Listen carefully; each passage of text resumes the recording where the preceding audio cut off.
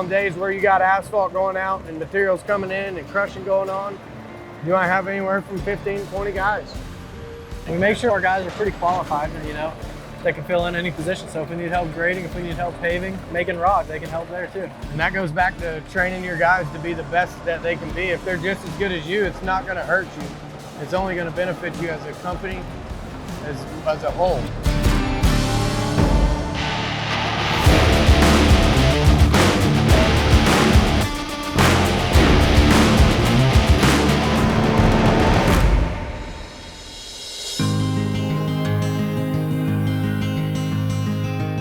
This truck right here was just weighed on the scales so we could charge them for the correct amount of material.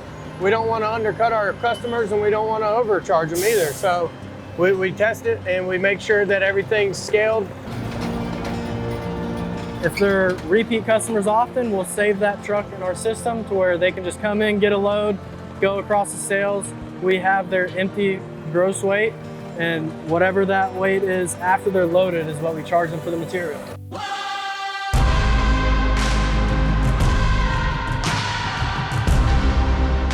This behind me is actually what's going to go back into the plant and be recycled back into the asphalt. Whatever percentage that may be relies on the job mix formula.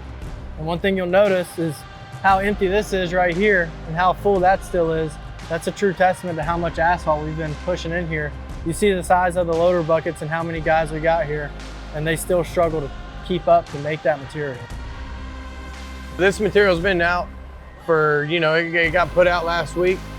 And now they're gonna take time this week to fill it. And if they get orders, they'll continue making with what they got behind us. Just that way, if something happens, you know, you still have your extra material. So for instance, if we gotta shut down milling because we gotta sell a lot of rock, we're gonna go to crush rock or concrete, and we're gonna sell that to the customers, and then we'll come back here when we get done doing that.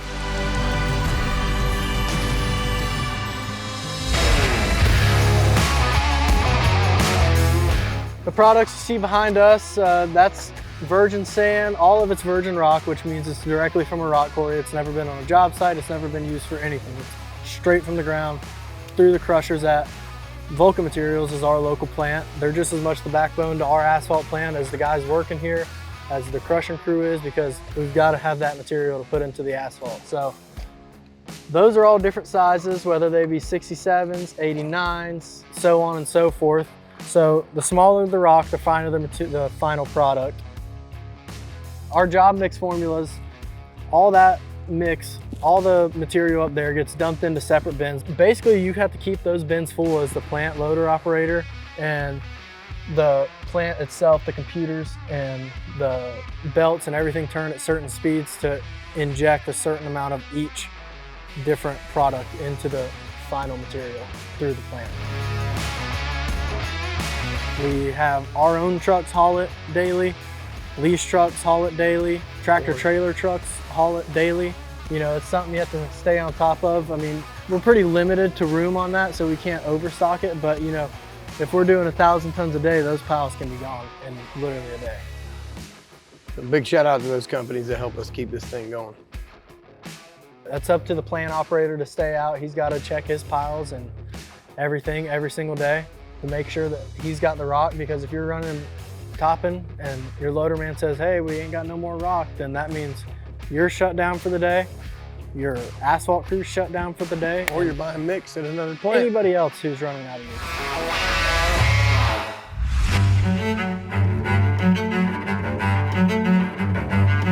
These are the containers that we're dumping all the virgin material in and all the recycled asphalt.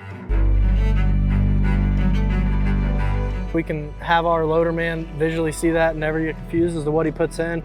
67s, 7s, 89s, 810s, and wash sand. All those are just different sized rock depending on the material. So if we're gonna be running binder all day, we're gonna be putting 67s in all day long. He's not gonna be filling none of these except for the wash sand, because that's the size rock that we need. So on and so forth, same thing for the rest of the materials.